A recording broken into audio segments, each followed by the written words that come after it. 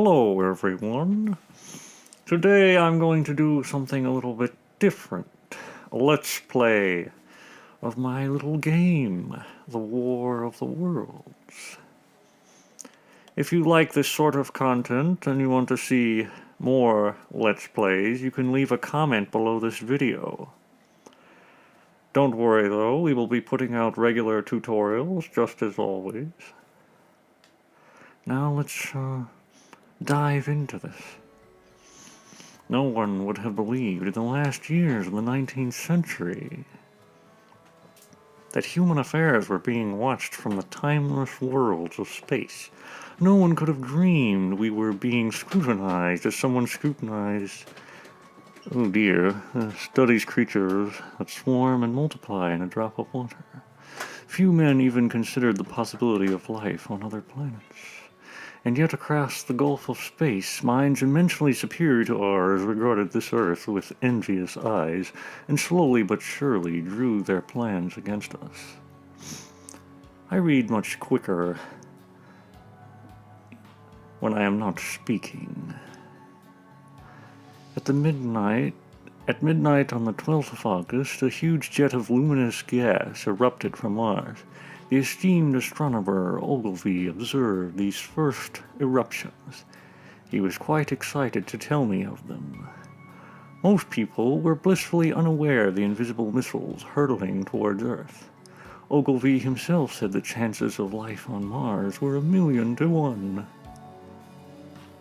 It's quite a mouthful. I witnessed the streak of light in the sky.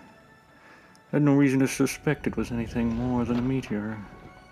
It landed on Horsell Common near Woking. I don't think I'll read the subtitles, at least not all of them.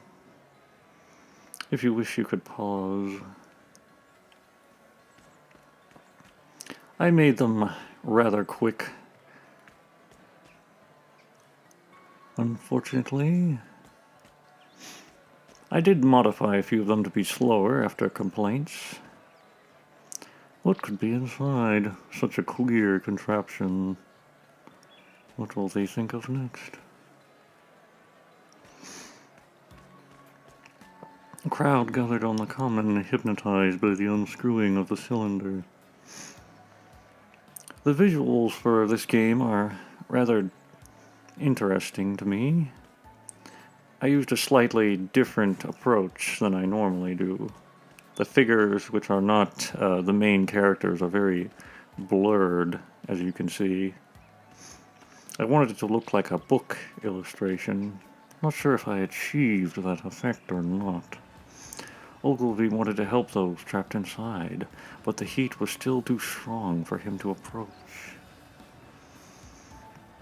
By the way, the real lid in the cylinder was not this large. It only unscrewed about 2 feet or so. I made it larger, though, to increase the tension. It would take longer to unscrew, you see.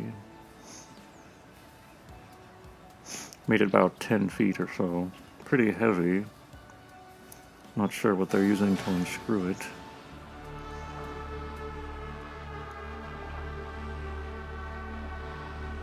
And here we see our little Martian.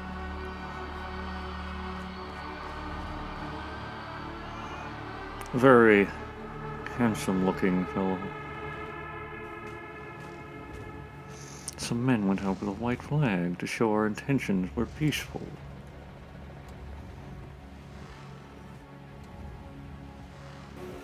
It was as if each man were suddenly turned to fire. I really like the background in this scene. Watch out for tripping hazards. These little sticks, you may not notice them sometimes. I tried to make them in places where they would be easily spotted.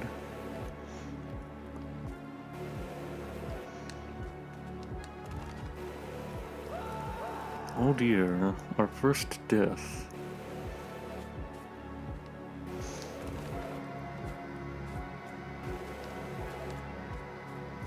Even Jimmy makes mistakes.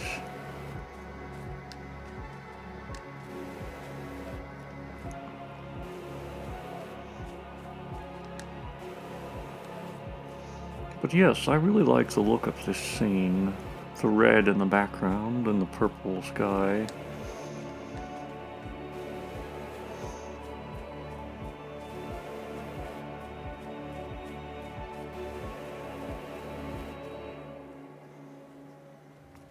I ran to my home as fast as I could to find my wife.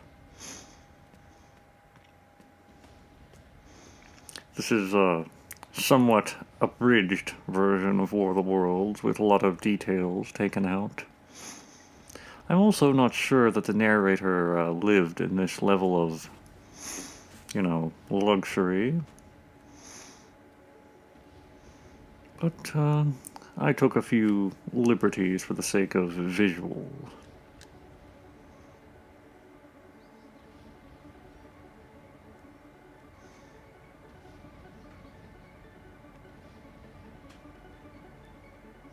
Perhaps I skipped over these texts a little bit too fast. I apologize. Give you some time to read them. But yes, building the house was very interesting.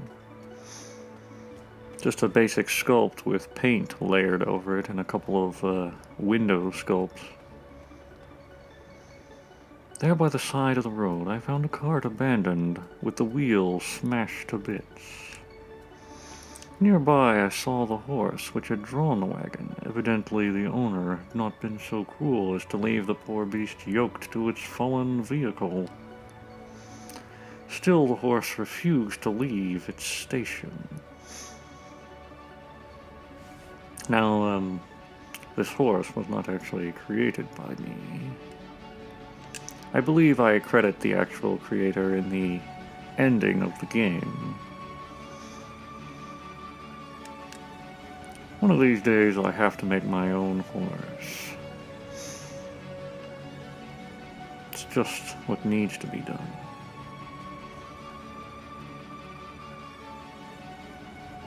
Anyway, I know where we can find a new wheel for the wagon. This little shed here. Pull some things out of the way. And we have our wagon wheel. That's got it. Now to catch the horse.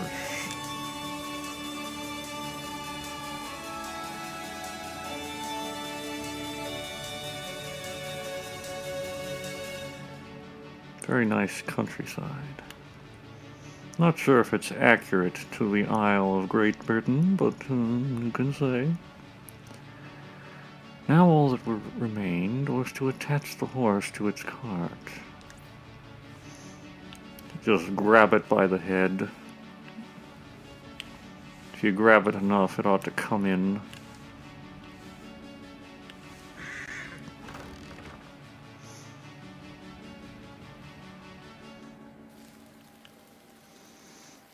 I was overtaken by a dreadful deluge. Such was my haste to reach Byfleet. Here's the first fighting machine.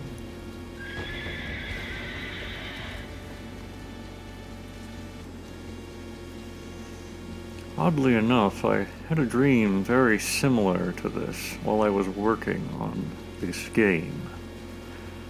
I saw tripods outside my house in the rain. It was very surreal and lifelike.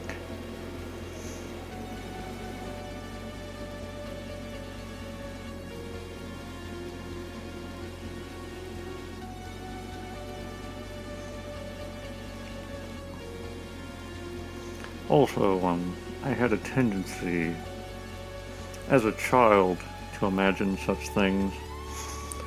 When I was looking out the car window, I would always be imagining tripods or large objects in the distance. Godzilla was another favorite of mine. Always imagining big old Godzilla stomping in the background. Let's get away from the heat ray. Hopefully we won't get tripped up by anything. There's a few rocks here. They actually seem easier to jump than the sticks. Just go down here and we should be safe. We'll have to watch out for this one here.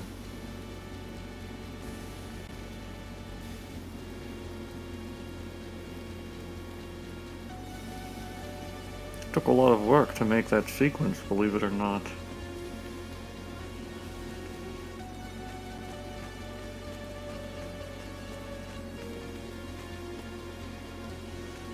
The way is blocked. The way is blocked. I could cut through the thicket. Go. Pull back the branches, just pull them until they stick. Kind of imagine this as being faster and more frenetic in my head, but still an interesting sequence. Very interactive. Just get it to stay down.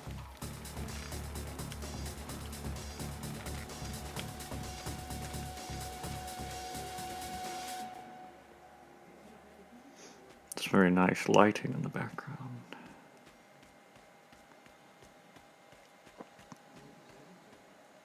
I came upon what must have been an artillery corps, now reduced to ashes.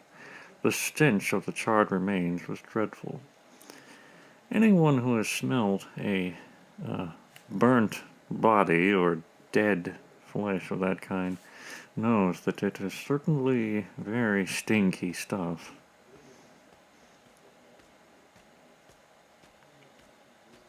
I'm not sure if I've ever smelt a burnt corpse before. I might have on occasion. To my surprise, I came upon an artilleryman who was still alive, though clearly battered and exhausted. Let's talk to him. "I'm dying of thirst," is all the words he could muster from his parched throat. I went to seek out some water to help the poor man.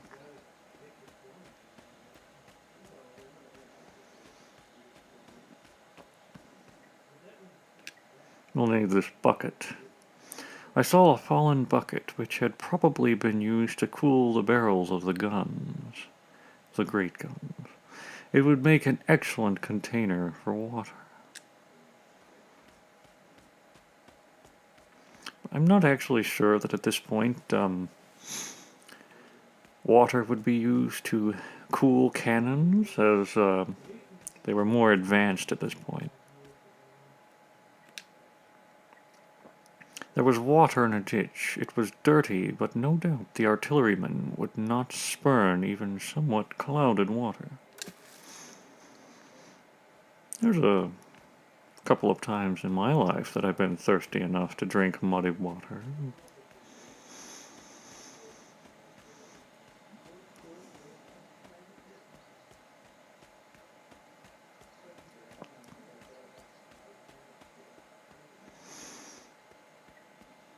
Little stroll. He seemed quite invigorated by the dirty rainwater I had given him, gulping it down as if it were sweet tonic. Ask him what happened. I had to parse out the details of what had happened gradually as he spoke in fractured sentences, but the best I could arrive at was this. Maybe I should do a different voice for the artilleryman. "We had no idea what hit us. They came striding over the trees like big metal giants. They stomped as if they didn't know what we were doing. We let them have it." Or have it, as he would say. British don't really use the H, at least not in their Cockney accents. But I'm not British, so I can be forgiven for making that mistake. Make a decision. Change elevation. "We nearly hit him once. Then came the fire. We didn't stand a chance. I saw men go up in smoke. I would have been dead had it not been for... too fast. I really should slow down the subtitles. The artilleryman was anxious to report to his headquarters, so we made our route through Waybridge.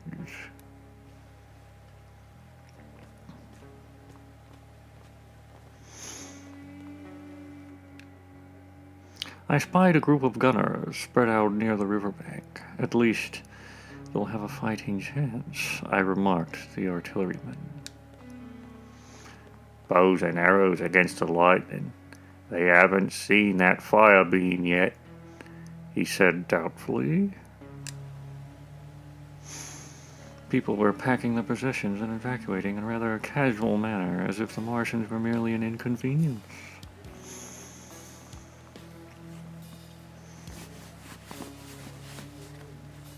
It's better, more comfortable now.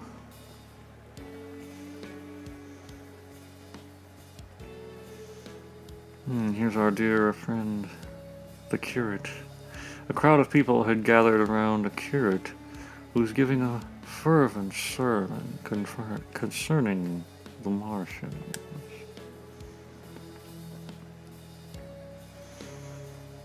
Everyone, we should not fear our brothers from space.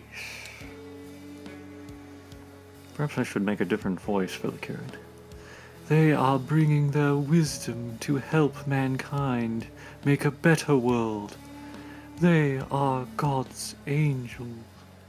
Does that sound sanctimonious enough? Huh?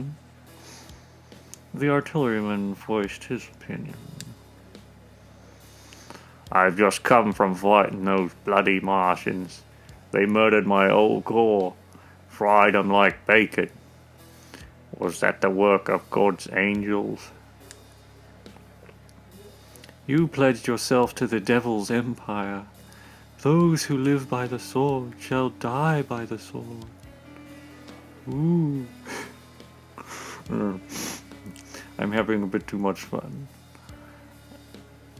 My dear sir, do you not realize what waits beyond those pine hills? Death. Death as swift and indiscriminate as fire. The Martians kill anything they see. There actually was an exchange like this in the novel, although I believe it was to a different character than the curate. I could see that my words had disturbed many in the crowd, who now began to doubt the curate's vision of the Martian. The Martians came striding over the pines, smashing the trees like matchwood. Make a decision. Hold fire for the perfect shot. Now, to any of you who may be playing this yourself, if you pick hold fire for the perfect shot, you'll get the best ending for these two gentlemen here.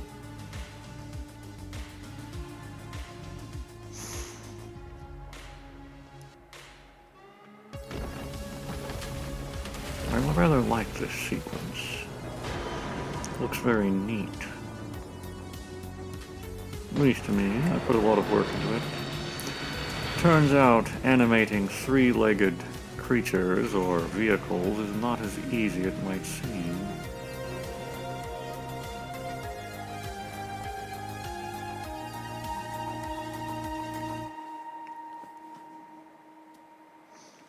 I even went through the trouble to sculpt a blasted Martian inside the tripod, although you don't see it very well.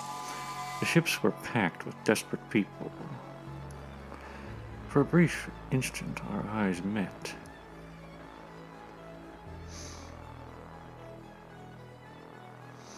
This sequence in particular was very difficult to create.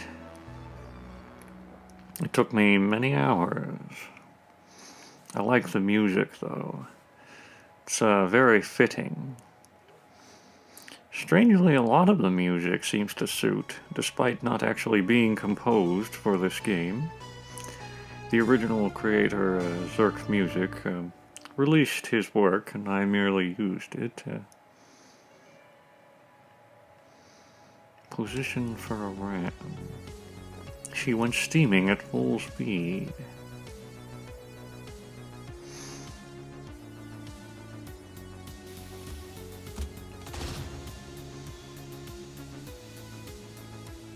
one of my favorite sequences from War of the Worlds. Something very, what is the word, striking about the Thunderchild and its fight against the Martians. I believe there's multiple endings you can get to that part.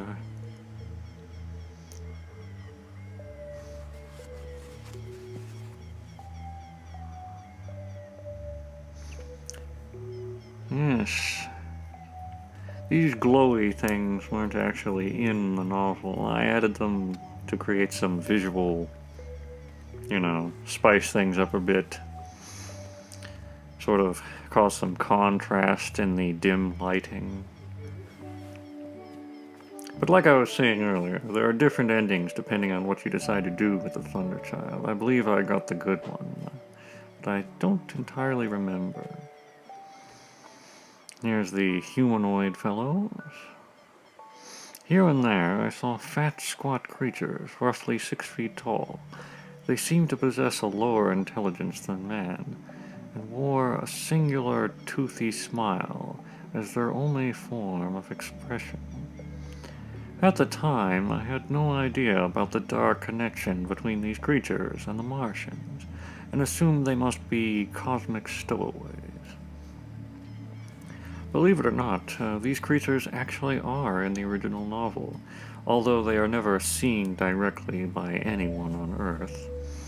They were destroyed by the extreme gravity of Earth when the Martians arrived, I believe. They were sort of like provisions during the space journey from Mars to Earth.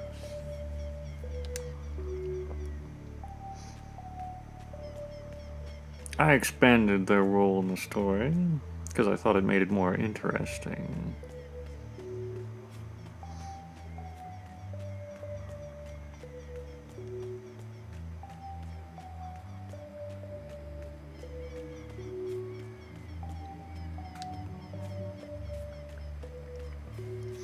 Originally, the humanoids were a bit more sinister in their characterization. But as I went on, I decided to make them a little bit more, what is the word? A little less dangerous and a little bit more innocent. The weed crept over the land like red fingers, choking the waterways. Every hedgerow and tree was thick with crimson strands.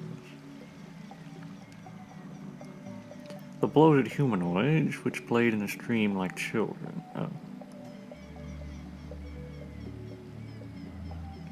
Bloated humanoids played in the stream like children. I don't know where I got that which. The scene was oddly heartwarming to me. Somehow it seemed as if we of the Earth and those poor, stupid creatures had similar traits in common. I don't view the humanoids as sinister, merely that they are a bit naive and stupid, which makes them easy prey for the Martians. Plus, they consume valuable resources that people on Earth would need to survive during this time. But they are not intentionally malicious.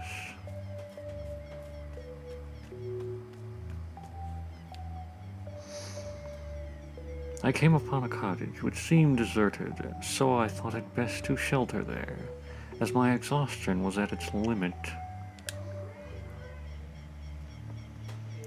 This is my favorite sequence by far, at least in this game. In the novel, it's not particularly my favorite, but making this part was very interesting. The mood here is striking to me. Reminds me very much of some old game on the PS1, but I'm not sure if there ever was a game like this.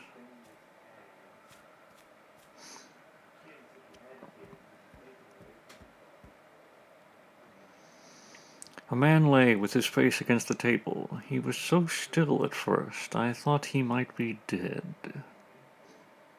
Touch him.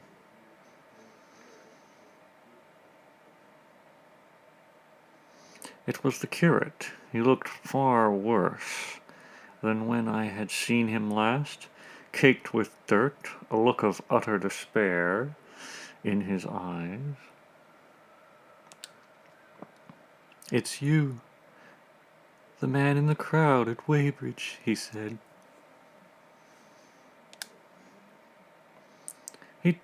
We talked for a bit until the curate made a rather strange declaration. "I know now. I was mistaken. The Martians are not here to save mankind." Before I could digest his statement, I heard a gramophone echoing from upstairs. It was Rule Britannia, of all things. The curate seemed unfazed by this sudden breach of silence. This part is particularly effective if you're not reading the text out loud.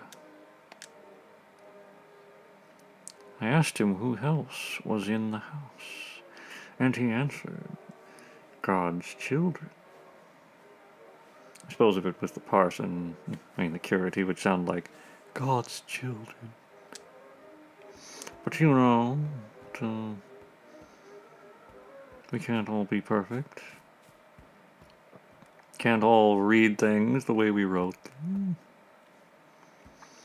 Perhaps I should have actually had voice acting in this, but I wasn't really confident that I could pull off all the British accents necessary. This part is particularly effective, at least if you're playing it without me blabbering over it. It's almost exactly as I imagined it in my head, which is very satisfying to me.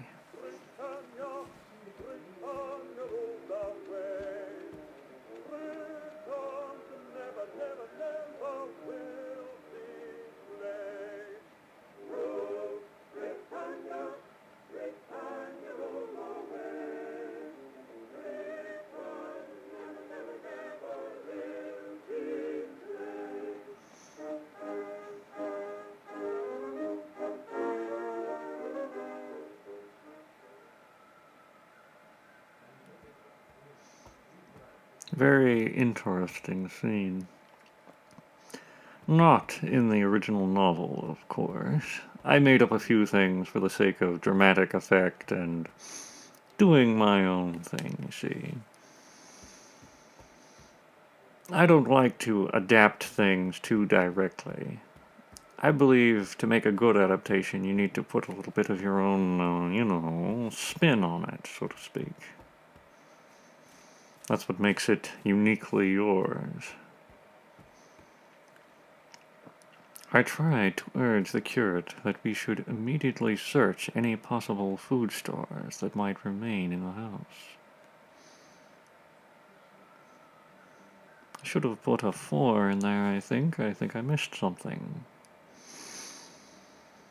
Oh well, but he was resigned to inaction.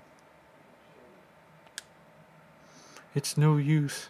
God has judged us, and we are to be wiped out, just as Sodom in its day." Never mind the differences between biblical Sodom and Great Britain, but those are for picky people. At this point I was growing very weary of his selfish despair and sought to make myself useful elsewhere on the house.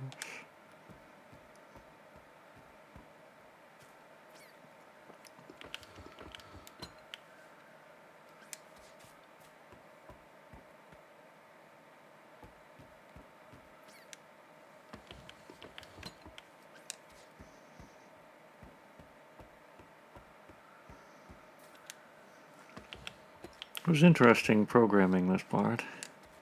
Had to make all the furniture interactable. Kind of like an Easter egg hunt, but with food. I suppose Easter eggs actually are food in a way. Usually you can eat the contents of an Easter egg.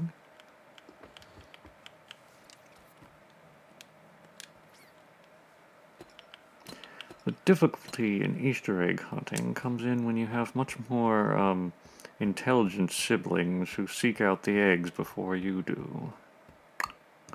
It's a real problem.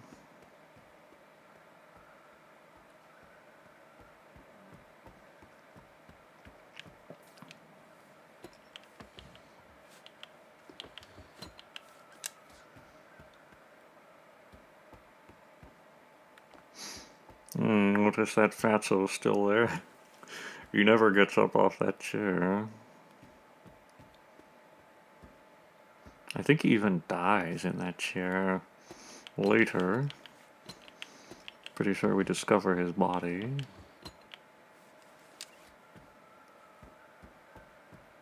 Should be something in here.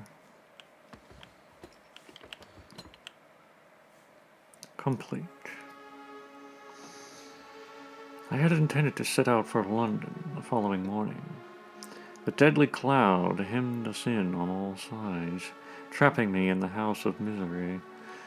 The curate was a constant presence, so much so that I felt the need to lock myself away to avoid his whimperings of doom.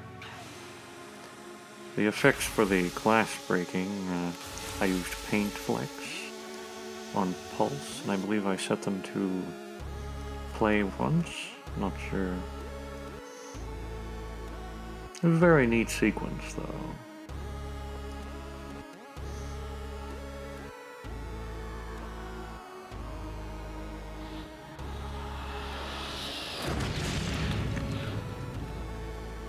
Overall, visually, this is a very interesting dream, I must say. Then I realized a cylinder had landed on the house. Now I'm going to call it quits for the day. I think this Let's Play has gone on long enough for now. If you wish to see more of this type of content from the Easy Dream Cult, just leave a comment below saying that you want to see more Let's Plays. Maybe if you want to see other games like Swamp Whip or anything else I've created, I'd be willing to do playthroughs. But for now, just leave a like and subscribe if you enjoyed, and I'll be seeing you. Goodbye.